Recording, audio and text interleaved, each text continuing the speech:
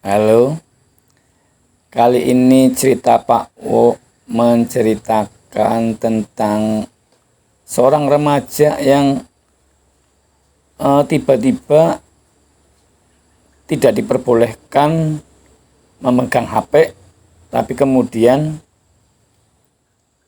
menjadi depresi ringan, intinya sedikit depresi. Jadi ceritanya itu saya ditelepon oleh orang tua yang katanya anaknya itu menderita depresi. Ya depresi ringan ya, masih bisa berkomunikasi, masih bisa nyambung lah intinya. Cuma dia selalu kayak kurang semangat. Selalu alasannya apapun jawabannya cuma hanya dua. Kayak nggak semangat. Kalau nggak mau aku lagi nggak mood. Itu saja. Apapun, misalkan diajak healing plesir kemana, ya alasannya aku lagi nggak mood Pak. Atau diajak ngobrol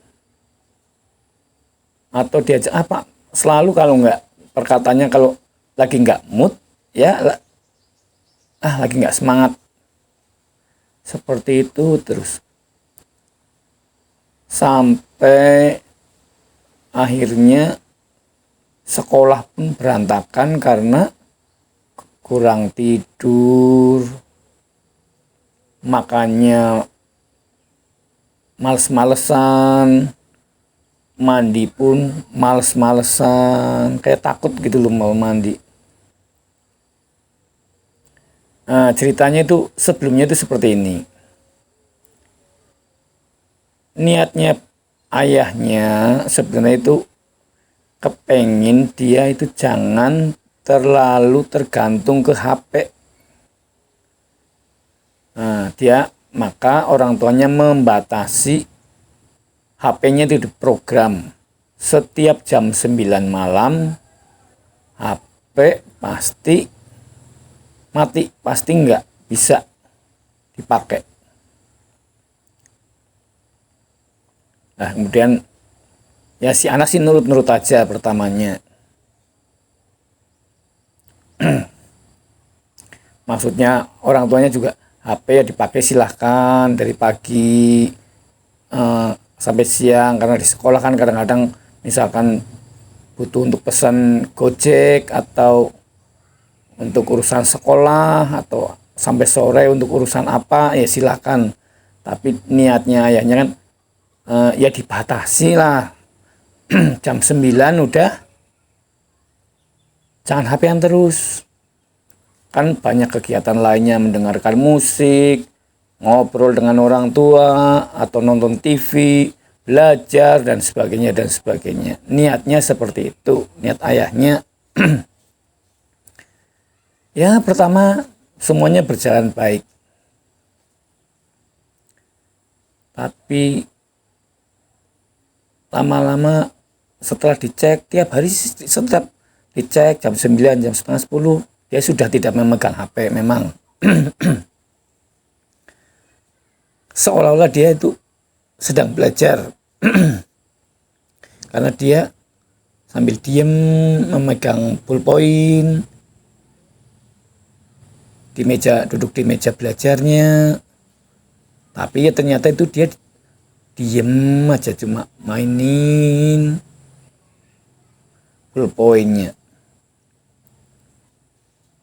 Ternyata dia sebenarnya itu sedang memasuki awal masa depresi. Dia seperti kayak orang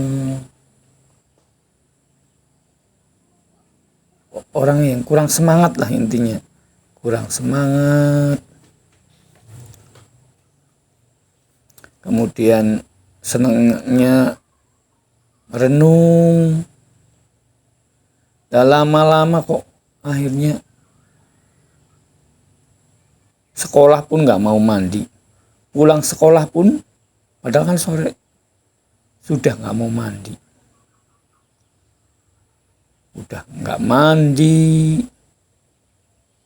diem aja, setiap apa-apa ayo jalan-jalan apa, selalu diberi semangat oleh orang tuanya. Mesti alasannya, aku lagi nggak mood, aku lagi nggak semangat.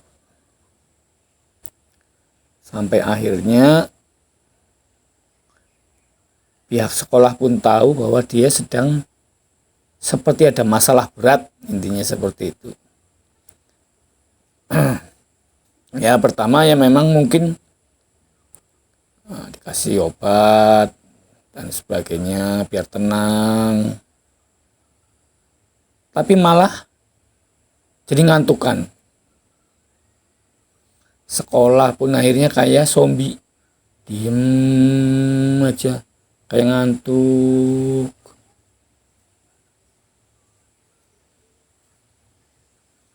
Tapi yang penting kan bisa beraktivitas itu menurut orang tuanya. Tapi lama-lama kan mikir, lah kalau seperti ini terus udah nggak semangat, malah kayak zombie. Di sekolah pun kayak ngantuk-ngantukan karena memang kalau malam susah tidur. Akhirnya menelpon saya. Ya inti dari cerita ini sebenarnya adalah memang tidak mudah untuk yang biasa pakai HP, biasa segala sesuatunya itu ibaratnya hidupnya itu separuhnya adalah HP, untuk langsung melepas begitu saja. Itu ternyata memang tidak semudah yang dibayangkan. Mungkin Anda, masa gampang, ya coba silahkan. Anda yang biasanya kemana-mana pakai HP, coba selama seminggu atau sebulan nggak pakai HP, mesti rasanya kok ada yang aneh. Ya memang ada orang yang kuat mentalnya, tapi jarang yang sekarang itu jarang yang bisa mengatasi seperti itu, karena tanpa persiapan, tanpa niat. Biasanya kalau langsung diputus begitu saja, memang menimbulkan efek tersendiri. Ya, intinya cerita dari ini adalah kalau ingin mengurangi HP, sebaiknya dipersiapkan dulu program apa yang sekiranya anak juga tidak langsung putus dengan HP. Pelan-pelan dialihkan kegiatannya, dialihkan perhatiannya dulu, baru pelan-pelan mengurangi HP. Ya ini cerita dari saya karena ternyata banyak sekali yang mengalami seperti ini. Bahkan ada yang ibu-ibu karena suatu hal biasa pegang HP, tiba-tiba nggak pegang HP. Ya mungkin ditambah karena ekonomi ya mungkin ya. Tapi intinya banyak yang orang lepas HP tapi tiba-tiba diputus secara tiba-tiba. Itu banyak yang mengalami gangguan mental. Gitu cerita dari saya. Kita akan lanjut di cerita lainnya. Sampai jumpa di cerita lainnya.